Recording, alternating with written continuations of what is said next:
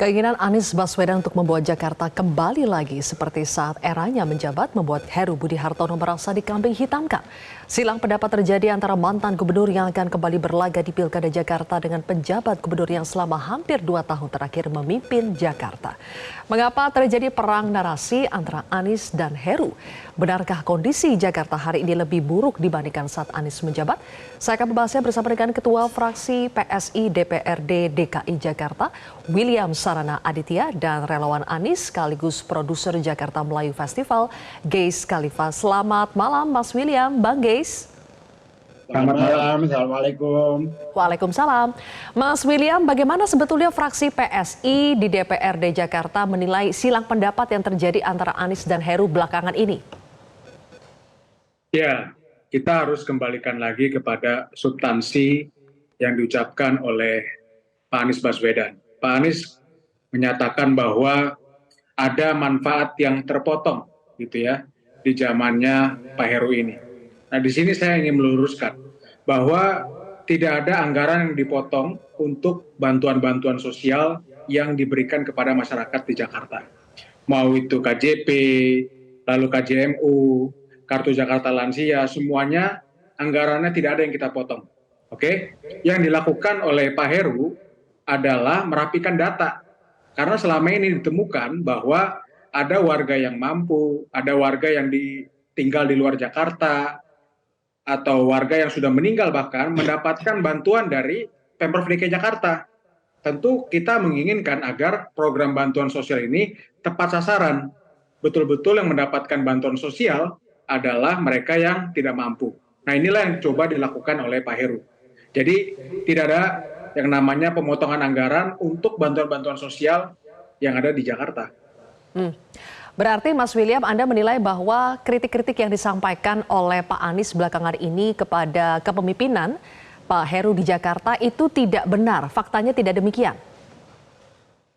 Jadi seperti ini, Pak Heru itu mencoba untuk merapikan data yang ada di Jakarta. Tadi saya sampaikan banyak sekali bantuan-bantuan sosial di Jakarta itu yang tidak tepat sasaran. Inilah yang coba dilakukan oleh Pak Heru. Inilah keberanian yang dilakukan oleh Pak Heru. Tidak mudah ini memotong bantuan-bantuan bagi mereka yang tidak tepat sasaran. Butuh keberanian, butuh ketegasan. Dan inilah yang coba ditunjukkan oleh Pak Heru. Karena kita ingin anggaran ini digunakan sepenuhnya untuk warga yang tidak mampu. Oke, berarti salah ya kalau Pak Anies mengkritik kepemimpinan Pak Heru saat ini, terutama yang terkait dengan perapian data yang telah dilakukan oleh Pak Heru? Faktanya tidak demikian, karena kita mencoba untuk merapikan data agar penerima bantuan sosial ini tepat sasaran. Baik, Bang Geis, kalau dari sisi Pak Aniesnya, benarkah sebetulnya Pak Anies ini mencoba mengkambing hitamkan Pak Heru atas masalah-masalah yang terjadi di Jakarta belakangan ini? Oke, terima kasih.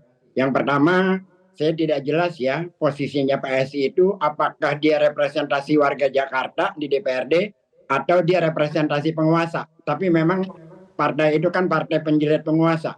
Jadi ketika penguasa yang berbarengan dengan dia, dalam konteks ini Heru, yang perwakilannya presiden di Jakarta yang ditunjuk, bukan elected election, dia menjadi pembelanya.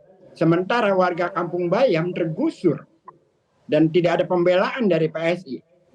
Entah mereka mewakili siapa kalau bukan mewakili penguasa. Itu satu. Yang kedua, sangat jelas bahwa kartu lansia Jakarta dari 600.000 dipotong menjadi 300.000. Itu pemotongan. Yang ketiga, sangat jelas banyak sekali mahasiswa-mahasiswa yang terhenti kuliahnya karena proses pemulihan data ini mahasiswa sudah berlangsung kok.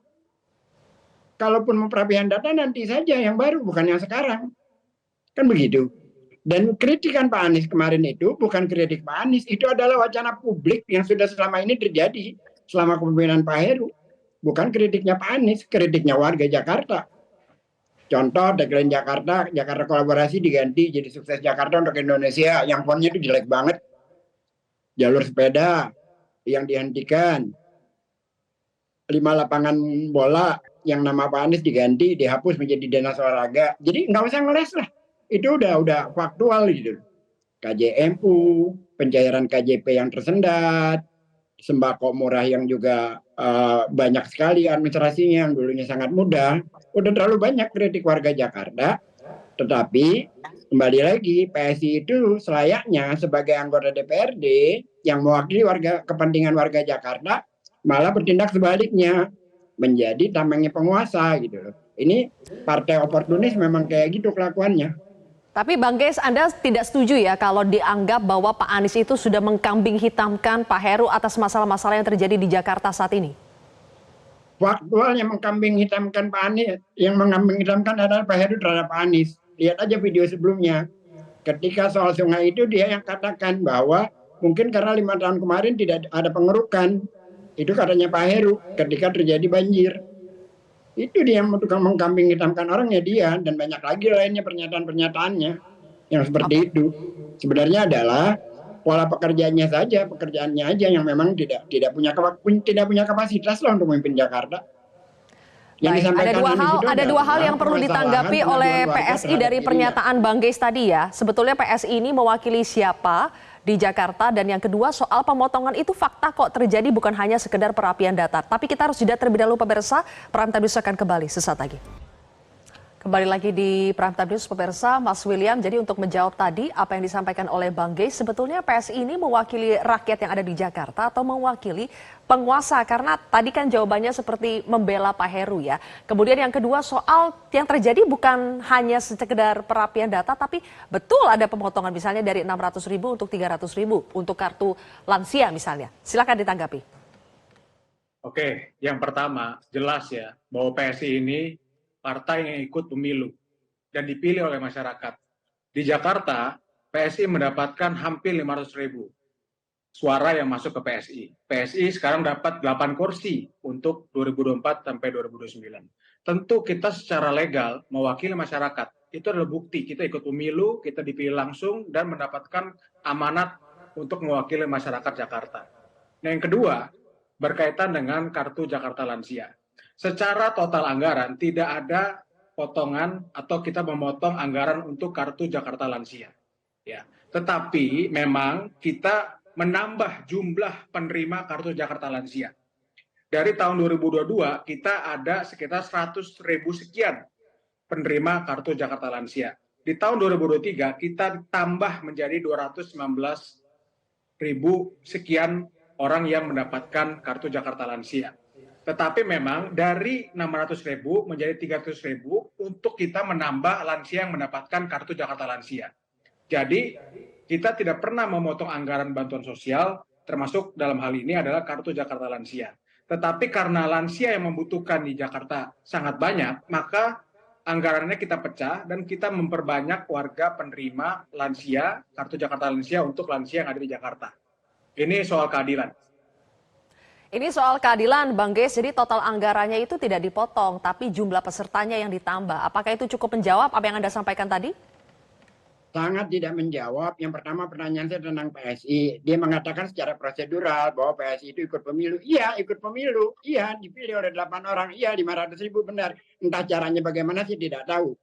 Tetapi yang jelas positioningnya dia bukan bersikap mewakili warga, tetapi mewakili penguasa. Itu sikapnya selama ini yang kita tahu. Selama kepemimpinan PJ Gubernur Heru. Faktual buktinya, ketika terjadi pengusiran warga Kampung Bayam, apa tindakan mereka, sikap mereka? Tidak punya pemihakan. Kan begitu. Belum lagi kasus yang lain-lain gitu loh, di Jakarta ini. Jadi memang ini menjadi ketidakjelasan dalam konteks positioning dari PSI terhadap gubernur, dalam hal ini pemerintah. Mereka hanya menjadi partai oposisi terhadap Anies Baswedan. Korelasinya hanya itu aja gitu. Tapi kalau pemimpinnya dari penguasa, maka mereka menjadi bentengnya. Yang kedua, tentang kartu lansia. Itu datanya belum faktual sampai hari ini. Gitu. Terus penerimaan 600.000 dipotong 300.000, landasannya apa? Kriterianya apa? 300.000 per bulan itu sangat-sangat amat minim. Seharusnya diperbanyak, tetapi jangan dipotong jumlahnya. Itu jelas kok pemotongan terhadap individu yang mendapatkan. Belum lagi yang KJMU yang terputus. Belum lagi pencairan KJP yang banyak sekali di media sosial itu berteriak bagaimana Baik. mereka sulitnya mendapatkan KJP plus yang sekarang ini. Bang Geis, Belum terlepas lagi dari pasar- kritik-kritik pasar yang murah. disampaikan Anies Baswedan kepada Pak Heru ya, sebetulnya Anda melihat apakah perang narasi yang terjadi antara Anies dan Heru ini akan menguntungkan buat Anies, akan semakin menonjolkan kelebihan Anies ketika dia masih menjadi Gubernur Jakarta? Mbak, tanpa Anies mengatakan seperti itu, Anies jauh lebih menonjol daripada Heru dalam tingkat pekerjaan. Sekarang saya tanya kepada William yang paling mudah, paling sederhana. Sebelum Pak Anies jadi gubernur, tunjukkan pada saya di mana adanya jembatan penyeberangan orang yang layak pada lansia, ramah kepada anak kecil, ramah kepada ibu hamil, ramah pada kaum disabilitas. Di mana adanya sebelum Anies Baswedan menjadi gubernur di Jakarta? Di mana adanya? Silakan orang PSI jawab itu. Silakan Mas Itu William. yang tidak sederhana buat saya, tapi prinsipil buat banyak orang. Ya gini ya, tadi saya berdebat di Kompas TV. Saya di sini narasumber, Bang Geis di sini narasumber, ya. Jadi pertanyaan yang diajukan itu dari host. Tapi nanti saya bahas, oke? Yang pertama, tadi soal Kampung Bayam, oke? Narasinya adalah warga Kampung Bayam ditinggalkan di sana. Faktanya adalah Pak Heru, Pak Gubernur memberikan alternatif. Di situ ada yang namanya Rusun Nagrak. Kita berikan itu kepada warga, oke? Lalu yang kedua, misalnya warga menginginkan rusun yang lebih dekat dengan lokasi yang hari ini ada. Nanti di tahun 2025 kita rencana juga coba untuk membangun rusun di Yos Sudarso misalnya.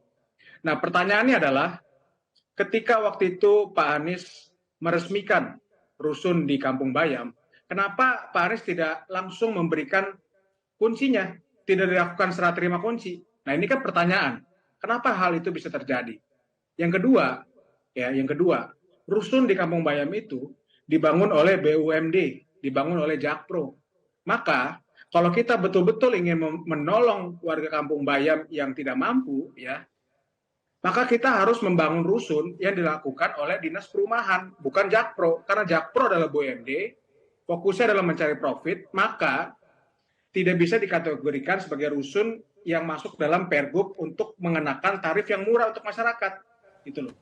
Jadi rusun yang dibangun Jakpro itu nantinya kemungkinan akan terjadi profit oriented. Kita ingin rusun yang dibangun oleh Dinas Perumahan yang masuk dalam Pergub sehingga bisa mengenakan tarif yang sesuai dengan keuangan dari masyarakat yang tidak mampu. Tadi kartu Jakarta Lansia tadi saya sudah jelaskan, ya, anggarannya tidak pernah kita potong, kita tambah. Oke, Mas William, KJMU karena itu keterbatasan waktu, sudah mohon maaf kesepakatan. langsung Ya, singkat gimana? saja, menurut Anda motif di balik perang narasi ini apa? Ya menurut saya Pak Heru hanya menjawab apa yang disampaikan oleh Pak Anies, ya kan? Pak Anies pasti menunjuk Pak Heru lah, ya kan? Beliau menyatakan bahwa hari ini banyak manfaat-manfaat bantuan sosial kita yang dipotong, misalnya gitu kan. Dan Pak Heru menjawab itu, tidak ada yang dipotong anggarannya. Baik, oke. Tidak ada hal-hal yang dikurangi oleh Pak Heru. Malah kita coba untuk distribusikan secara lebih adil, datanya dirapikan. Baik, Banyak kalau warga begitu. yang Sayang kampung sekali waktu menerima. kita Ini kan tidak terbatas, benar. mohon maaf sekali Bang Geis dan juga Mas William, mudah-mudahan ini menjawab, tapi sekali lagi seperti tadi disampaikan, nanti Saya biarkan bisa masyarakat menjawab yang yang menilai. pernyataan Kita lanjutkan lain lagi dalam perdebatan berikutnya, pemirsa tetaplah bersama kami di Prime Time News. Terima kasih Bang Geis dan juga Mas William sudah bergabung bersama kami. Jelajahi cara baru mendapatkan informasi. Download Metro TV Extend sekarang.